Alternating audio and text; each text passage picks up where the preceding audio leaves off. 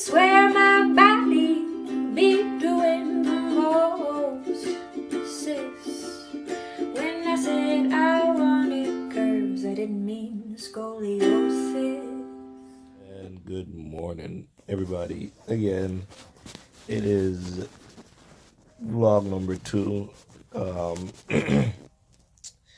Just about getting up. So earlier today, just got about 10 o'clock. I want to get some more stuff done a little earlier on that customer's car. So I'm gonna go ahead and get ready to do that.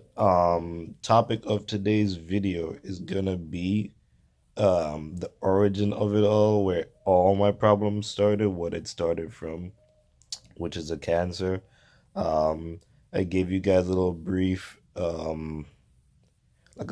rundown of how things went, but in this episode we're gonna go ahead and get a lot more in detail and just explain the experience, like what it was going through cancer as a kid, the resources I was given, and all that good stuff, and see if anybody else out there can relate. And if you can, comment down below. I'd definitely like to talk about it more. But let's get into the morning routine. So we're gonna pop the back first. We're gonna rock this way first. Ah, jeez. And this way. All right. And we're gonna lay here for a little bit. So, while we're waiting for the boot up process to happen again, just want to say thanks to everybody who did motivate me to go ahead and do this. There was instant support so far on the first video. A lot of people started watching it already and everything, giving me great feedback. So I appreciate that. And hope you guys enjoy the journey of finding out all this type of stuff. Utilize your free time and, learn a couple things and stuff like that. Or just watch because you're bored and you want to see Gary talk.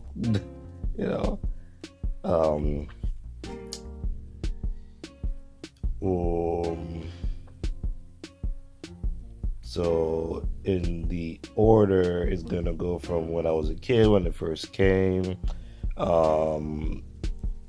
Can't really explain much from then because I was only 2. So the information I give you is the information my mom told me as I was growing up, what it is that she experienced when I was sick the first time. The second time I was a little older, so I did understand more, and I'll be able to explain in detail all that stuff, and just explain in between those different stages and ages of like the sickness, the weekly sickness, and the throwing up and all that other extra stuff. So once I'm about ready, I will come back and we will get started on that. And we are back. That was actually a lie. I actually ended up going my entire day before I got back to recording. I went through my entire work schedule, got a bunch of work done, got my hair done real quick, and all that stuff. And then I finally got time to record because I just got home from all that stuff. It is now 7 in the evening, so it's been a solid like 10 hours or so. But we'll get right into it. So I'm gonna try to explain this as quick as possible because, like I said, I'm really not trying to make these episodes super long and bore you guys out, but I also want to not give you a bunch of information and have you develop a bunch of answers that is not answered. So questions that's not answered, excuse me. So it all starts out when my amazing mother gives birth to me in 1998 on September 13th at like 5 in the morning. I I was a nice little kid and whatever, I was just a regular generic baby. And as the time progressed, I was developing and stuff like that. Went from not doing nothing to crawling, and then to walking, and to being a normal kid. But then my mom said she noticed that I wouldn't use my right hand a lot anymore, and I used to often grab and this is a reenactment of what she gave me. I would grab it and pull on it and look like I was in pain. So she's noticing something is wrong there. But as you think, it's just minor stuff like that. So she's monitoring it, but she's not doing something crazy just yet. You don't want to over exaggerate and overreact and stuff like that. Giving it a little bit more time, I started crying a lot. I was crying a lot, a ridiculous amount that no baby should be crying at all. She said I developed this habit that when she would come to get me, I would flip to my right side as to basically let her know that's how I needed to be picked up in order to not be put into more pain than I was. That's what I'm thinking baby Gary is doing at that point. And so it just more and more things kept blowing red flags real quickly. I stopped turning my neck as much, and my auntie's ex-boyfriend was the one who pointed that out. She's like, one day he was just like, your kid is not turning his neck when you call him. She's like, what do you mean? And she told him go into the other room and call him. And he called me, and I did the whole body turn instead of a neck turn. I did just the whole body. And that, I believe that's when my mom decided that something really, really is not in the normal and needs to be checked out. So let me move this vent away, it's drying my eye out. So we go to the doctors in Antigua and run multiple tests, and the doctors are like, your baby's fine. And my mom is like, no, my baby's not fine. And it's just like, your baby's fine. So my mom, being who my mom is and not taking that as an answer, started pulling resources around and stuff like that. And it got to the point where we ended up in Trinidad and Tobago looking for medical advice. And it was in Trinidad and Tobago where the doctors hinted that I had cancer. Not really hinted, they were like, this baby has cancer. But to fully check it out and stuff like that, I was sent to America. And Miami, Florida. I was sent there, and I was sent there. We went to the hospital, and I know I'm missing a part of this story. There's a part with an ambulance and stuff like that. What I've decided to do, I'm gonna go ahead and grab my mom for one of these cancer episodes, and she'll explain anything that I skipped over. But I'm giving you guys the detailed story as to what I know right now, or what I remember.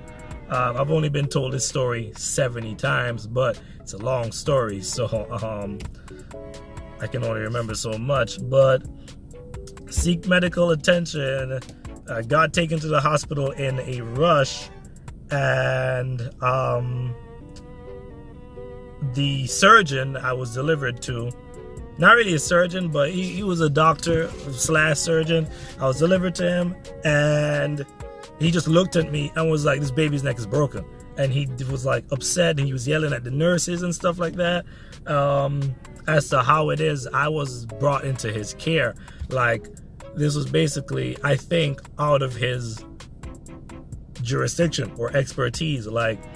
He was not really a pediatric doctor, but because of the emergency of the situation, I was put into emergency surgery where they removed the cancer. They went through bone, and took as much cancer as as much cancer as they could out, and apparently the cancer was the size of a hot dog. And it doesn't sound big until you think of a little 2-year-old with this much cancer in him. I'm assuming like this is about what a cancer, a hot dog is, about this big. And then I'm like just a little bit more than that. So it's practically part of my spine. So they went through bone, started cutting cancer away from the spinal cord, and closed me up, and I was good. And all I needed was some chemotherapy to kill the cancer out. And so I believe it was about a year of chemotherapy I went through just to get that taken care of. The bone was not, there was nothing done about the bone after. It was just get the cancer out, and that's all that was on everybody's mind. So that is where my scoliosis developed and started. But the main focus was the cancer. I was so young, the main focus was the cancer, and so the scoliosis was never handled as an issue at that point. I went through a year of chemotherapy, and after a year, after chemotherapy period, after cancer, you go through a 5-year process of yearly annual checkups, or like biannually checkups I think that's how that is. Twice a year, you would get checked up to monitor the cancer. And I was fine for about 4 years, but on the 5th year, it came back. And so,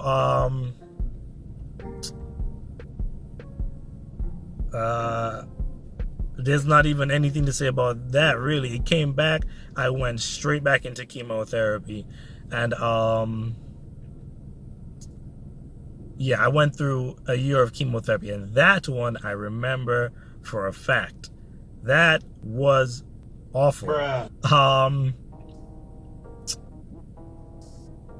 I went into surgery to get a port installed. If you look right here, I have the original. No, wait. The original one is down here.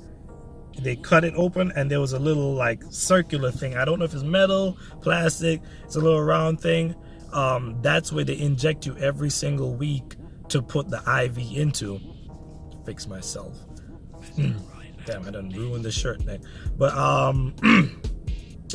that is what they put the chemotherapy through. So I went through that the first time, and then the second time was this one where they put it right here. So that would make surgery number 5 right there. And 4, because that was installation. I called it the installation. And I went through chemotherapy in detail. Really, it was every single Wednesday I would go to the hospital. The nurses would clean my port, because my mom had to put numbing cream on my port every like an hour beforehand. She would have to put numbing cream on my port so that it wouldn't hurt as much when they put the IV in. But after a certain point of time of this is the second round, after a couple times, I really didn't need no numbing cream, bro. I was like, let's go, let's do this. Yeah, let's do this stuff. Let's, stick me with it. Let's go. And at one point that started to tickle. I to this day, I laugh when I get stuck with needles. That is just the most tickling thing to me, right? That's probably the only thing you can do to tickle me and have me laugh is that right now. But apart from the IVs, I did get the oral chemotherapy, and that was the worst part of chemotherapy at all. To this day, I cannot take a capsule with a sound mind.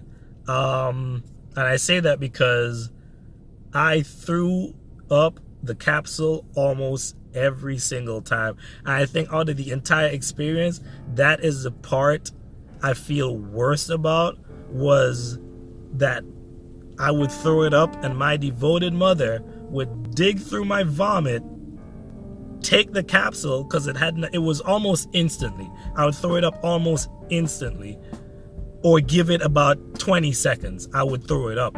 Something about it would not keep it down. And she would dig through my vomit every single time and wash it off and go again, because I had to take that. It's not a joke. You couldn't skip it. I had to take that pill. So she'd wash it off and we'd run it back again. And not often would it come back up a second time. Sometimes it came back up a second time, but not often did that happen. So it was fine. She found different techniques. She would put it in applesauce, and most times that would help. It would not come up, but sometimes there's something about the capsules that just did not want to stay down. And I would spend the next 48 hours feeling like crap. Same with the chemotherapy. I enrolled into elementary school there because it can't keep me out of school. I was young. I still needed to go to school even though this was happening. It's just with the special situation, the school allowed me to be absent every Wednesday for my chemotherapy. So I would take my chemo on Wednesday. I would be very tired Wednesday evening and wake up completely sick Thursday. Completely sick. Can't do anything. Just constantly want to throw up. It was awful. And sometimes I would be better by Friday. Sometimes I would not be. So sometimes I would miss Thursday. Sometimes I would miss Friday. It was not safe to send me to school with the risk of just me throwing up or me just not being able to maneuver. We did not want to put that on the teachers, so they would allow me to be absent.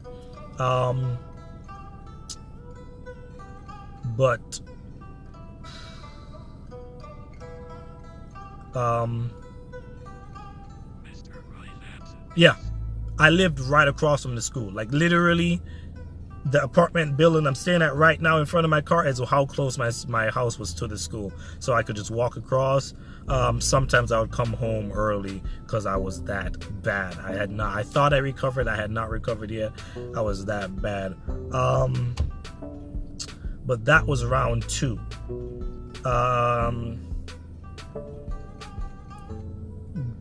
That was growing up with cancer, to be honest. There's not much of that story left past that. I went to the hospital every week. I got sick every week up until I stopped taking the chemotherapy, and I started doing better and better. It's been about 8 years now, 8-9 years. I've lost count, but I'm good. The cancer is gone. The very last MRI I did, there was very light traces, but the doctor took a second look. He said it's benign or non-benign. I believe it's benign is the one where it means like it's good. It's not doing nothing crazy. But yeah. So that was that. And that was just the medical aspect of it. In part 2 of this cancer segment, I will explain the social segment of it, how it affected my social life, and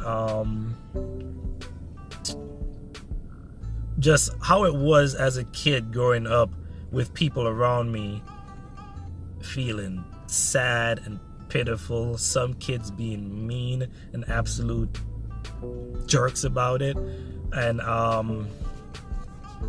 just in general how it was. So that is the backstory of how the cancer came around and the start of the scoliosis. And I'll go into the scoliosis not the next episode, but after part 2 of this video, I will go into the scoliosis as to from the origin of when they caught it up to today.